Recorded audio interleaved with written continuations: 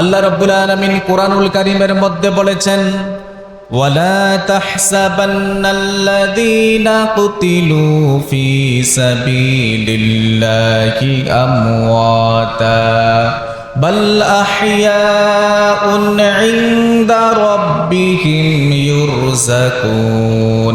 রব্বুল আলামিন বলেন, ওয়ালা তাহসাবান্নাল্লাযীনা কুতিলু ফি সাবিলিল্লাহি আমওয়াতা। রব্বুল আলামিন বলেন, যারা আমি আল্লাহর রাস্তায় নিহত হয়েছে, আমি আল্লাহর রাস্তায় যারা জীবন দিয়েছে, তোমরা তাদেরকে মৃত বলে ধারণা করো না। বাল আহইয়া, বরং তারা জীবিত। কোন সুবহানাল্লাহ।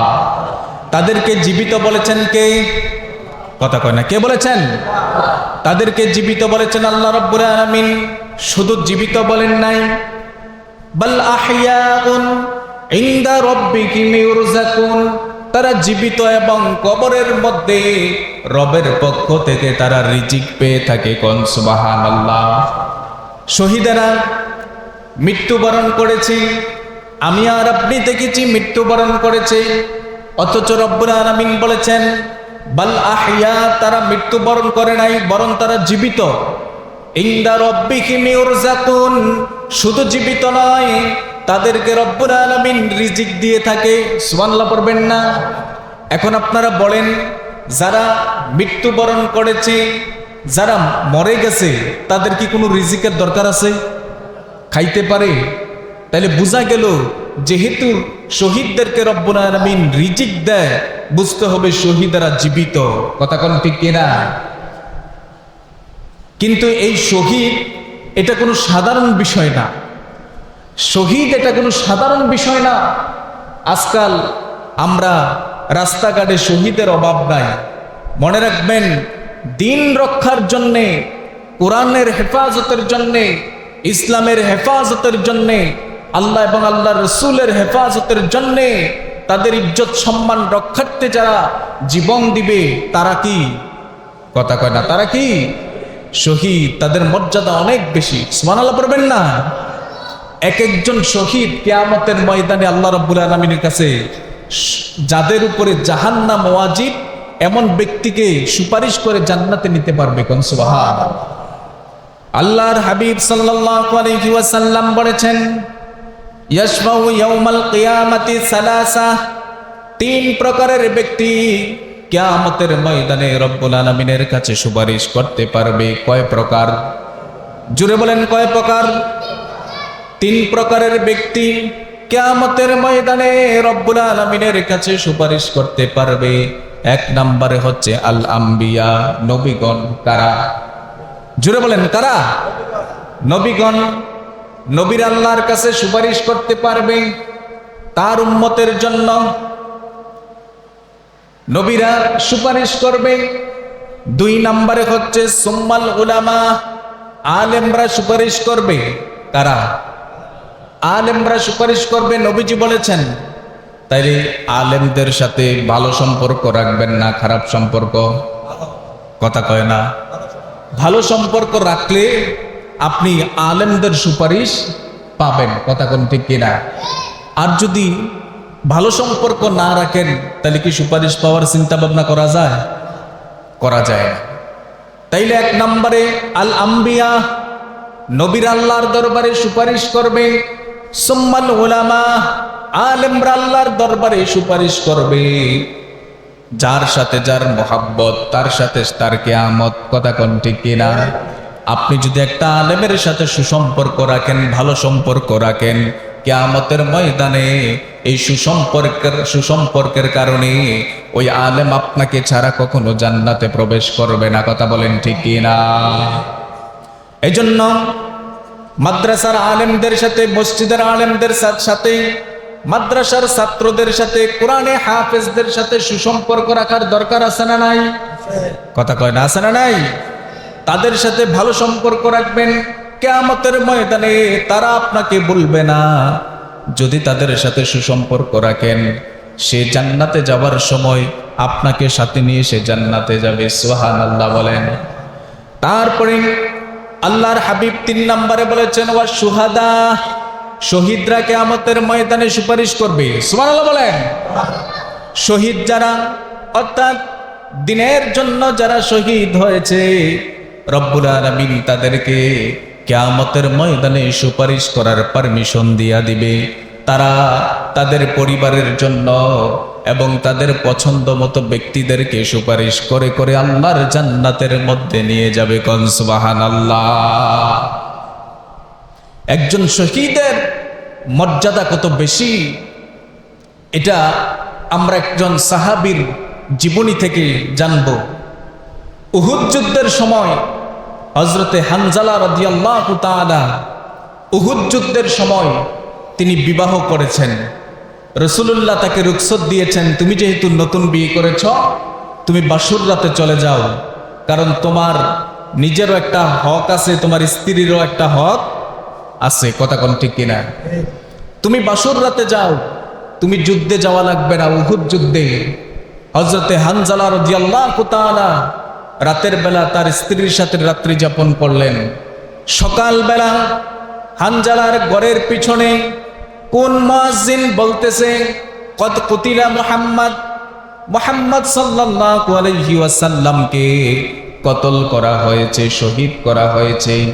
এই কথাটা যখন হযরতে হানজালার কানের মধ্যে পৌঁছলো, হযরতে হানজালা ফরজ গোসল করার জন্য রাতের বেলা বিবির সাথে মিলন করেছে, এই জন্য ফরজ গোসল করার জন্য পানির মশকটা হাতে নিয়েছিলেন।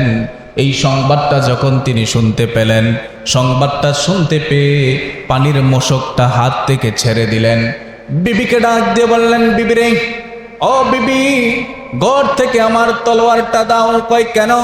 কই তুমি কি শোনো নাই কিছুক্ষণ আগে কোন মুয়াজ্জিন যে বলে গেল আল্লাহর হাবিব উহুদ যুদ্ধের মধ্যে শহীদ হয়ে গিয়েছে। নবীজির শহীদের কথা শুনে আমি তো ঘরের মধ্যে থাকতে পারি না। বিবি পিছন দিক দিয়ে কাপড় টেনে ধরলেন, বললেন, ও প্রাণের স্বামী, আমি জানি আপনি রাসূলুল্লাহকে নিজের জীবনের চাইতে বেশি মহাব্বত করেন, আমিও করি। ও স্বামী, আমি জানি আপনি দ্বীনের জন্য শহীদ হতে পারবেন, কিন্তু আমি আপনার কাছে একটা আবদার। সেই আবদারটা হলো, আপনি রাতের বেলা আমার সাথে মিলন করেছেন, এই জন্য আপনার উপরে গোসল ফরজ হয়ে আছে। প্রাণের স্বামী রে, আপনি 2 মিনিট অপেক্ষা করে একটু ফরজ গোসলটা করে তারপরে যুদ্ধের মধ্যে যান। কোন সুবহানাল্লাহ।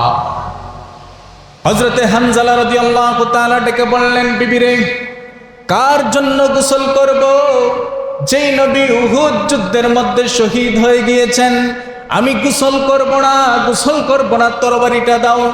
হযরতে হানজালা রাদিয়াল্লাহু তাআলা তলোয়ারটা নিয়ে যুদ্ধের মধ্যে চলে গেলেন। যুদ্ধ করতে করতে অসংখ্য বেঈমান কাফের মুশরিকদেরকে দুনিয়ার জমিন থেকে বিদায় করে জাহান্নামে পাঠিয়ে দিয়েছে। সর্বশেষ যুদ্ধ করতে করতে কাফের মুশরিকরা হযরতে হানজালাকে শহীদ করে দিয়েছে। যুদ্ধ যখন শেষ হয়ে গেল, 70 জন শহীদ হয়ে গিয়েছে। 70 জন শহীদ হয়ে গিয়েছে। 70 জনের মধ্যে 69 জনের লাশ খুঁজে পাওয়া গিয়েছে, কিন্তু হযরতে হানজালার লাশ খুঁজে পাওয়া যাচ্ছে না। সুবহানাল্লাহ বলবেন না?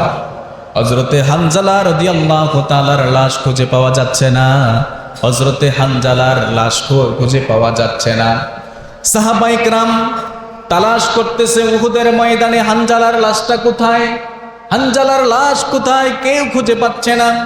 ইতিমধ্যে একজন যুবতী মেয়ে বুরকা পরিহিত, পর্দা করে দৌড়ে দৌড়ে উহুদের ময়দানের দিকে হাজির হয়েছে। নবীজির কাছে এসে বলে, ইয়া রাসূলুল্লাহ, ইয়া হাবিবাল্লাহ, আমি আপনার প্রাণের সাহাবী হানজালার স্ত্রী। আপনি হানজালাকে রুখসত দিয়েছিলেন আমার সাথে বাসর রাত করার জন্য, কিন্তু আপনার প্রাণের সাহাবী যখন শুনতে পেল আপনি উহুদের জমিনের মধ্যে শহীদ হয়ে গিয়েছেন, এটা শুনে আপনার সাহাবী আর ঘরের মধ্যে থাকতে পারে নাই। তার উপরে ফরজ গোসল হয়েছিল, সে গোসলটা পর্যন্ত করে নাই। ওগো নবীজি, আপনার কাছে কোনো অভিযোগ দেওয়ার জন্য আমি আসি নাই, আমি আপনার কাছে শুধুমাত্র এসেছি আমার স্বামীটা আমার সাথে আজকে রাতে মিলন করেছে, এই জন্য তার উপরে গোসল ফরজ হয়ে গিয়েছে। ইয়া রাসূলুল্লাহ, শহীদের মর্যাদা তো এত বেশি, শহীদদেরকে তো গোসল দেয়া লাগে না, কিন্তু আমি এই কথাটা জানানোর জন্য আপনার কাছে আসছি, যেহেতু আমার স্বামীর উপরে গোসলটা ফরজ হয়ে গিয়েছিল, আমার স্বামীকে আপনি গোসল দিয়ে তারপরে দাফন করবেন। কোন সুবহানাল্লাহ। আল্লাহর হাবিব সাহাবীদেরকে বললেন, সাহাবীরা রে, হানজালার লাশটা তালাশ করো, খুঁজে বের করো। 69 জন শহীদের লাশ পাওয়া গিয়েছে, কিন্তু হানজালার লাশটা আর খুঁজে পাওয়া যাচ্ছে না। সবাই চিন্তায় পড়ে গেল, আহারে, ফরজ গোসল না করে যুদ্ধে আসার কারণে নাকি আল্লাহ তার উপরে অসন্তুষ্ট হয়েছে, এমন একটা চিন্তা সবাই করতেছে। এই মুহূর্তে হযরতে জিবরাইল আমিন রাসূলুল্লাহর দরবারে হাজির হয়ে গিয়েছে। কোন সুবহানাল্লাহ। জিবরাইল আমিন এসে বললেন, ইয়া রাসূলুল্লাহ, ইয়া হাবিবাল্লাহ, ওগো নবীজি, আপনি আর কোনো চিন্তা করেন না, আর কোনো টেনশন করিয়েন না, আপনি একটু আসমানের দিকে তাকান। আসমানের দিকে আল্লাহর হাবিব তাকিয়ে দেখলেন, রব্বুল আলামিন হযরতে হানজালার শহীদ হওয়ার কারণে তার উপরে এত বেশি সন্তুষ্ট হয়েছে, দুনিয়ার কোনো পানি নয়, আসমানের মধ্যে 70,000 ফেরেশতা দিয়ে জান্নাতি পানি দ্বারা হানজালাকে গোসল দিতেছে। কোন সুবহানাল্লাহ। তাইলে চিন্তা করে দেখেন, যারা শহীদ হয়েছে, যারা আল্লাহর রাস্তায় জীবন দিয়েছে, তাদের মর্যাদা কি কম না বেশি? কথা কয় না, কম না বেশি? অনেক বেশি। এই জন্য হযরতে হানজালার জীবন থেকে আমরা শিক্ষা গ্রহণ করতে পারি যে দিনের জন্য, কোরআনের জন্য, হক প্রতিষ্ঠা করার জন্য যারা জীবন দিবে তাদের জন্য জান্নাত অপেক্ষা করতেছে। কথা বলেন ঠিক কিনা? হকের জন্য, দ্বীনের জন্য আপনি আপনার শরীর থেকে একটা ফোঁটা রক্ত যদি জড়ান, এই রক্ত কিয়ামতের ময়দানে আপনার পক্ষে সাক্ষী দিবে। কোন সুবহানাল্লাহ। এই জন্য শহীদের মর্যাদা অনেক বেশি। আল্লাহ রাসূল সাল্লাল্লাহু আলাইহি ওয়াসাল্লামের কাছে একবার, এই বাচ্চারা, আল্লাহ রাসূল সাল্লাল্লাহু আলাইহি ওয়াসাল্লামের কাছে একবার একজন মহিলা ছোট্ট একটা কুলের বাচ্চা নিয়ে রাসূলুল্লাহর কাছে এসেছে। এসে আল্লাহ রাসূল যুদ্ধে যাবে, ওই মুহূর্তে রাসূলুল্লাহ সাল্লাল্লাহু আলাইহি ওয়াসাল্লামকে ওই মহিলা, তার কোনো কিছু নাই, ঘরের মধ্যে তার স্বামী নাই, তার বড় কোনো সন্তান নাই, শুধুমাত্র কুলের একটা বাচ্চা আছে তার ঘরে। তিনি এসে ওই মহিলা এসে আল্লাহ রাসূলকে বললেন, ইয়া রাসূলুল্লাহ, আপনি যুদ্ধে যাবেন, সবাই টাকা পয়সা ধন সম্পদ সবাই তার সন্তানাদি স্বামী যুদ্ধের মধ্যে পাঠাচ্ছে, ইয়া রাসূলুল্লাহ, আপনার সাথে যুদ্ধে পাঠানোর মতো আমার কাছে কোনো কিছু নাই, আমার কুলের একটা বাচ্চা আছে, এই বাচ্চাটার আপনি যুদ্ধে নিয়ে যান। সুবহানাল্লাহ বলবেন না? আল্লাহর হাবিব সাল্লাল্লাহু আলাইহি ওয়াসাল্লাম ডেকে বললেন, মা রে, তোমার এই কুলের বাচ্চাটাকে, দুধের বাচ্চাটাকে আমি যুদ্ধের ময়দানে নিয়ে কি করব? সে তো ঘোড়া চালাইতে পারে না, রাইফেল চালাইতে পারবে না, সে তো অস্ত্র চালাইতে পারবে না, সে তো কাফের মুশরিকদের উপরে কোনো আক্রমণ করতে পারবে না, সে তো কিছুই করতে পারবে না, তাকে কেন আমি যুদ্ধের ময়দানে নিয়ে যাব? ওই মহিলাটা চোখের পানি ছেড়ে ছেড়ে দিয়ে বলতেছে, ইয়া রাসূলুল্লাহ, ইয়া হাবিবাল্লাহ, আপনি যেমন জানেন আমার সন্তানটা ঘোড়া চালাইতে পারবে না, রাইফেল চালাইতে পারবে না, অস্ত্র চালাইতে পারবে না, কাফের মুশরিকদের উপরে আক্রমণ করতে পারবে না, এটা আপনি যেমন জানেন, আমি একজন মা, আমিও জানি, তাহলে কেন নিয়ে এসছো? ওই মহিলাটা ডাক দিয়ে বললেন, ইয়া রাসূলুল্লাহ, ইয়া হাবিবাল্লাহ, আমি একমাত্র আমার দুধের বাচ্চাটাকে আপনার কাছে নিয়ে এসেছি এই জন্য, আমার বাচ্চাটা যখন কাফের মুশরিকরা আপনার উপরে ধারালো অস্ত্র দিয়ে আপনার উপরে আঘাত করবে, তখন আমার দুধের বাচ্চাটাকে আপনি অস্ত্রের নিচে আপনি এইভাবে ধরে ফেলবেন। ওই কাফের মুশরিকরা তারা যখন আপনার উপরে আঘাত করবে, তাদের আঘাতে আমার সন্তান শহীদ হয়ে যাবে, আর রাসূলুল্লাহ জীবিত থাকবে কিয়ামতের ময়দানে। আমি আল্লাহ রাব্বুল আলামিনের কাছে, আমি যেন আল্লাহর কাছে একজন শহীদের মা হয়ে কিয়ামতের ময়দানে উঠতে পারি। আল্লাহু আকবার। এই জন্য ইয়া রাসূলুল্লাহ, ইয়া হাবিবাল্লাহ, আমার সন্তানটাকে আপনার কাছে নিয়ে এসেছেন। নবীজি মুস্কি হাসলেন, তার উপরে খুশি হয়ে গেলেন। কত ভালোবাসছে রাসূলুল্লাহকে, সুবহানাল্লাহ বলবেন না? রাসূলুল্লাহকে কত ভালোবাসছেন, দুধের বাচ্চাটা পর্যন্ত নবীজির কুলের মধ্যে তুলে দিচ্ছেন। তার সন্তানের বিনিময়ে আল্লাহর রাসূল যেন বেঁচে যায়, অর্থাৎ কিয়ামতের ময়দানে তিনি যেন একজন শহীদের মা হিসেবে পরিচিতি লাভ করতে পারে। সুবহানাল্লাহ বলবেন না? এই জন্য বাবারা আমার, ভাইয়েরা আমার, গত জুমাতেও আমি আলোচনা করেছিলাম, যেখানে অন্যায় আছে সেখানেই প্রতিবাদ করা লাগবে। আল্লাহ তাআলা বলেছেন, কুনতুম খায়রা উম্মাতিন উখরিজাত লিন-নাস তা'মুরুনা বিল মা'রুফি ওয়া তানহাউনা আনিল মুনকার। তোমরা শ্রেষ্ঠ জাতি, তোমরাই শ্রেষ্ঠ দল, তোমাদেরকে সৃষ্টি করা হয়েছে তা'মুরুনা বিল মা'রুফ ওয়া তানহাউনা আনিল মুনকার, সৎ কাজের আদেশ করার জন্য এবং অসৎ কাজে বাধা দেওয়ার জন্য। কথা কোন ঠিক কিনা? এই জন্য মুসলমান বাবারা আমার, সৎ কাজের আদেশ করবেন, অসৎ কাজে বাধা দিবেন, এটা হচ্ছে আমাদের দায়িত্ব। ঠিক কিনা বলেন? কথা কয় না? সৎ কাজের আদেশ করা, অসৎ কাজে বাধা দেয়া, এটাও আমাদের কি? কথা কয় না? দায়িত্ব কিনা? আমাদের এলাকায় হিন্দু আছে কিনা? কথা কয় না? আছে কিনা? এখন হিন্দুদের মন্দিরে যদি কেউ আক্রমণ করে, হিন্দুদের পক্ষে হয়ে আপনাকে তাদেরকে প্রতিহত করা, অর্থাৎ তারা যেন হিন্দুদের মন্দিরে আক্রমণ করতে না পারে এজন্য বাধা প্রদান করা, এটা আমাদের দায়িত্ব। কথা বলেন ঠিক কিনা? আল্লাহ রাসূল কি কারো উপরে আক্রমণ করে দিন প্রচার করেছে?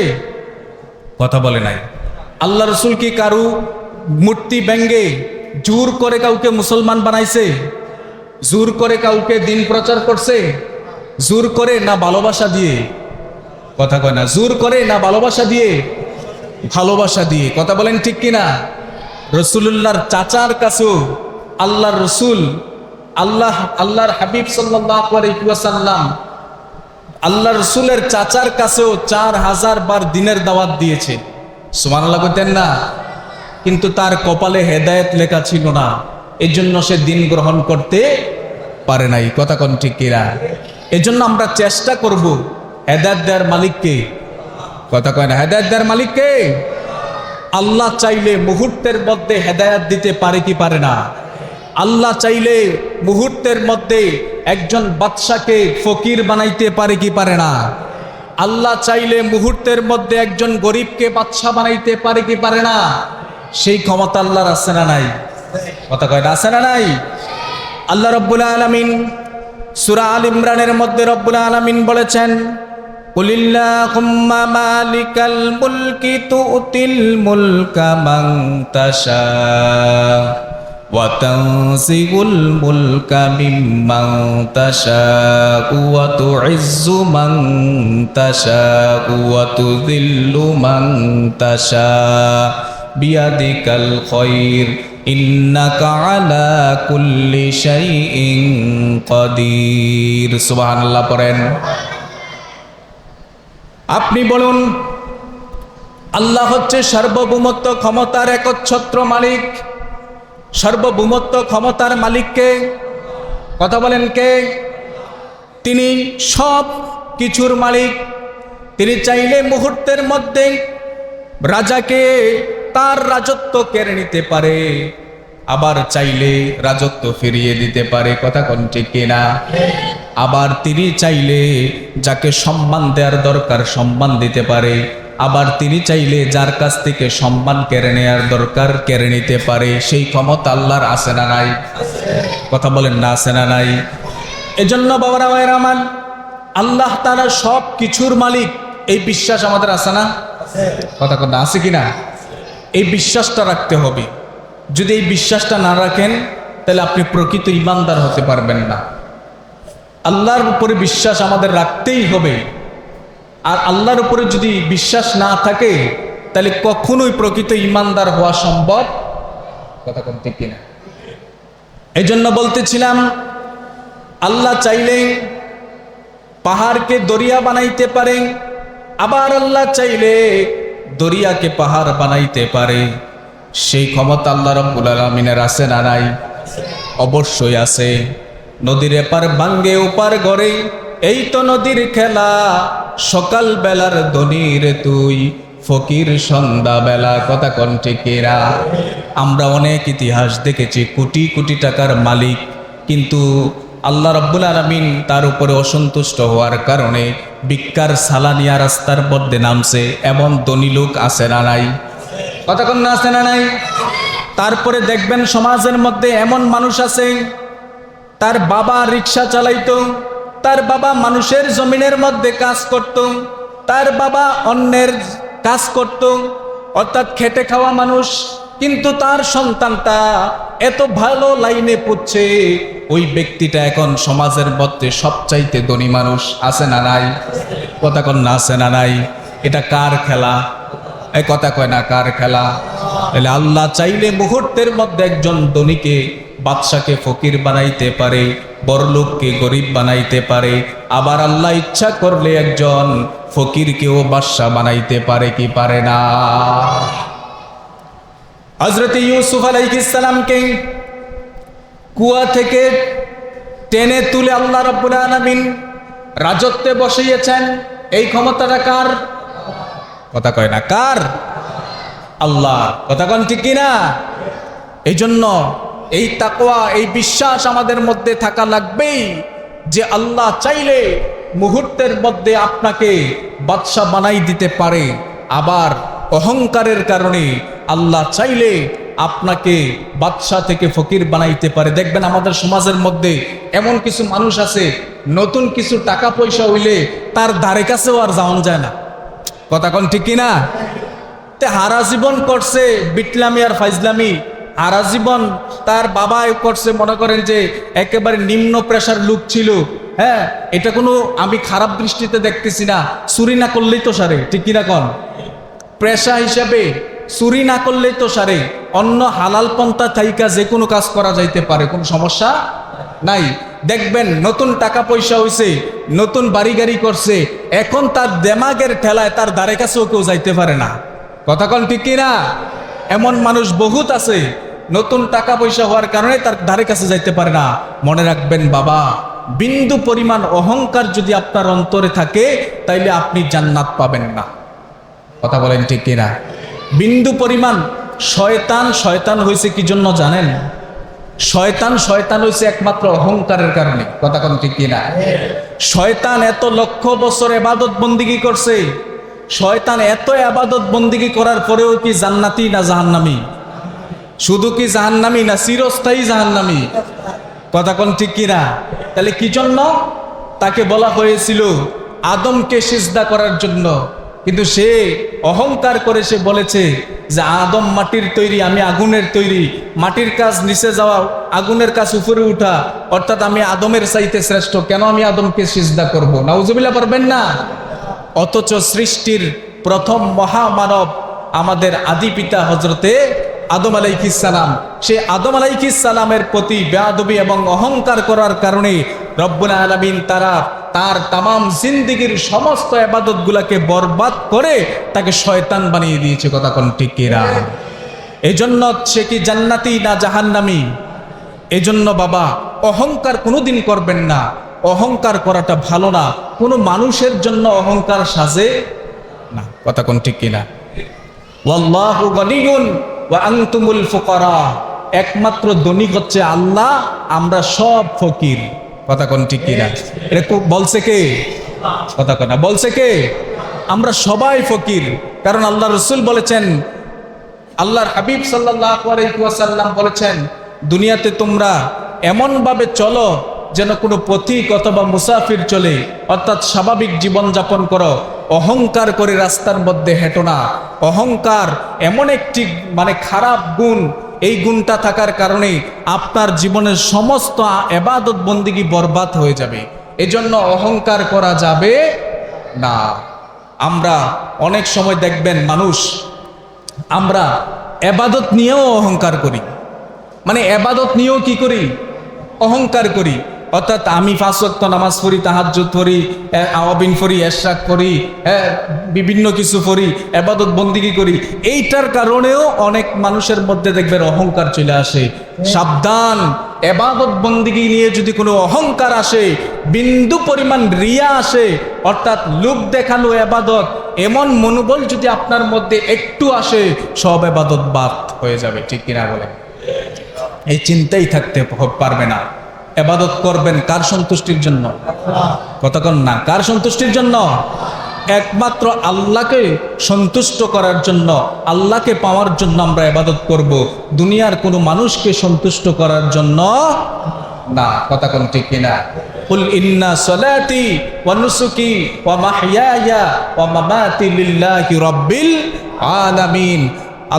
আল্লাহ তাআলা বলেছেন, হাবিব আপনি বলুন, আপনার নামাজ, আপনার কুরবানি, শুধু নামাজ আর কুরবানি নয়, আপনার হায়াত থেকে মৃত্যু পর্যন্ত যা কিছু করবেন সব কিছু লিল্লাহি রাব্বিল আলামিন, একমাত্র আল্লাহ রাব্বুল আলামিনের জন্য করবেন। তাহলে আমরা সেই রসুলের উম্মত।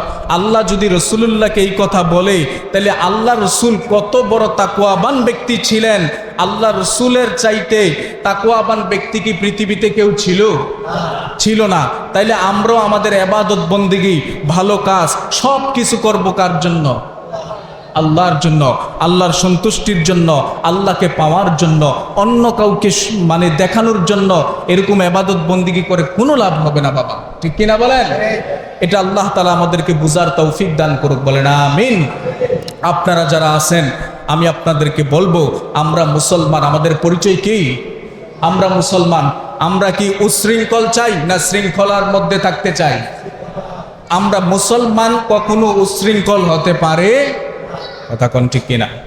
মুসলমান কি কখনো উশৃঙ্খল হতে পারে? পারে না। কোনো মুসলমান অপর মুসলমানকে আঘাত করে কোনো কথাও বলতে পারে না। কথা কোন ঠিক কিনা? আল্লাহ রাসূল বলেছেন, লা ইয়ারহামুল্লাহু মান লা ইয়ারহামুন নাস, যে মানুষের উপরে রহম করে না, আল্লাহও তার উপরে রহম করে না।